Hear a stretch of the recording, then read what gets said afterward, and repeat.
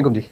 कैसे हैं जनाब? सब खैर ऑफिस हैं, ठीक ठाक हैं सब। मेरे साथ भी जो है ना, कल एक वाकया हुआ, तो मैंने कहा आप लोगों के साथ भी शेयर करूं कि ये नया वाकया हुआ मेरे साथ। कि मुझे एक कॉल आई सिम पे, और मुझे उन्होंने पूछा जी आपका नाम, मेरा नाम लेकर उन्होंने पूछा कि आप फलां बात कर रहे हैं।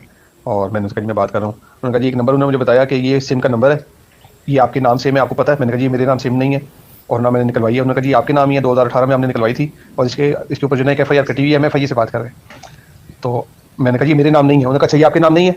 तो मेरे नाम जो बाकी 5 सिम में थी उसके उन्होंने मुझे नंबर बताए। उन्होंने कहा जी ये सिम आपके नाम है, ये सिम आपके नाम है, ये सिम आपके नाम है। वो पांचों सिमों के नंबर उन्होंने बताए। फिर उन्होंने मुझे कहा कि ये आपका ID कार्ड नंबर है, ये आपका एड्रेस है, यही है? मैं कहा जी यही है। तो उन्होंने कहा जी जो पहली सिम हमने आपको बताई है ना, जिस पे FIR कटी हुई है, वो भी आपके नाम पे ही है, लेकिन आपको पता नहीं है कि वो कहाँ मिसयूज हुई है, और उस पर जो है FIR हुई है। अभी हमारा इंस्पेक्टर आपको वीडियो व्हाट्सएप पे कॉल करेगा। उसने कॉल बंद की तो मुझे व्हाट्सएप पे कॉल आ गई, उनकी DP पे FIR की पिक्चर लगी थी। तो वो मुझे कहने लगा कि जी आपके खिलाफ FIR है, और वो सामने आपको बता दिए जो जो आपके बारे में FIR हुई है। तो मैं आपको वीडियो कॉल करता हूँ, आप मेरी वीडियो कॉल रिसीव करें। तो मैं थोड़ा शक में पड़ा, मैंने कहा वीडियो कॉल कोई नहीं करता, वीडियो कॉल इसको करनी नहीं चाहिए। मैंने कहा जी वीडियो कॉल मैं रिसीव नहीं करूंगा।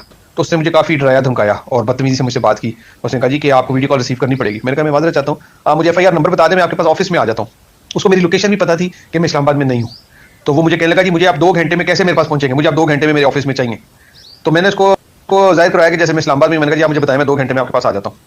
उसने मुझे जो है कहा कि मैं आपको लास्ट टाइम वार्न कर रहा हूँ, आप वीडियो कॉल मेरे रिसीव करें। मैंने कहा जी मैं वीडियो कॉल रिसीव नहीं करूंगा, आप ऐसे मुझे बता दें कि आपने मुझे क्यों देखना है। उसने कहा जी मैंने वेरिफिकेशन करनी है। तो मैंने कहा जी वेरिफिकेशन ऐसे नहीं होती, वीडियो कॉल पे कौन वेरिफिकेशन करता है? तो वो आगे से गुस्सा हुआ, नाराज हुआ, मुझे कहने लगा अच्छा अच्छा अब आप मुझे बताएंगे कैसे वेरिफिकेशन होती है? तो अगर आप वीडियो कॉल रिसीव नहीं करते तो फिर हम आपको बताएंगे कि हम आपको कैसे 2 घंटे में अपने दफ्तर लेके आते हैं। खैर उसने मुझे कहा कि मैं आपको ना आपका FIR नंबर सेंड कर रहा हूँ, आपकी आप चेक करने, आपकी FIR मैं आपको सेंड कर रहा हूँ। तो उसने मुझे एक जो है व्हाट्सएप पे मैसेज आया, और उसमें मैसेज में ये लिखा हुआ आया, ऊपर ऊपर ये लिखा हुआ था, नीचे FIR वो नंबर था, एक नंबर लिखा हुआ था। उसने मुझे कहा जी आपको FIR मैंने सेंड कर दी है PDF फाइल में, तो ये आपके पास FIR नंबर आ गई, आप सिर्फ इसको वेरीफाई कर दें कि आपके पास FIR नंबर क्या आई है।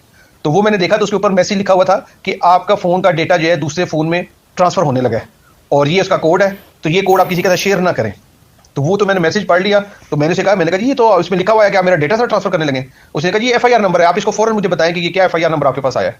तो मैंने कहा जी ये मैं आपको नहीं बता सकता, अब मैं आपके ऑफिस आके आपको बताऊंगा। खैर उसने फ़ोन बंद कर दिया। काफ़ी मैं उस पर ट्राई करता रहा उसके पास नंबरों पे, लेकिन वो नंबर डायल नहीं हुआ। तो यहाँ तक नौबत आ गई है कि हमारी सारी डिटेल, वो मेरे घर के नंबर थे, मेरे फैमिली के नंबर जितने भी थे, वो सारी डिटेल उनके पास है। तो यहाँ तक नौबत आ गई है कि अब हर आदमी जो है ना इस तरह से कॉल करके और फ्रॉड करने की कोशिश कर रहे हैं। तो मैंने कहा मैं आप भाइयों से भी शेयर करूँ कि आप खुद भी इसे इन्फॉर्म आपको करूँ, और आप खुद भी मुतनब्बे रहें और लोगों को भी इन्फॉर्म करें कि आजकल ऐसे बहुत सारे फ्रॉड हो रहे हैं। अल्लाह हम सबकी हिफाजत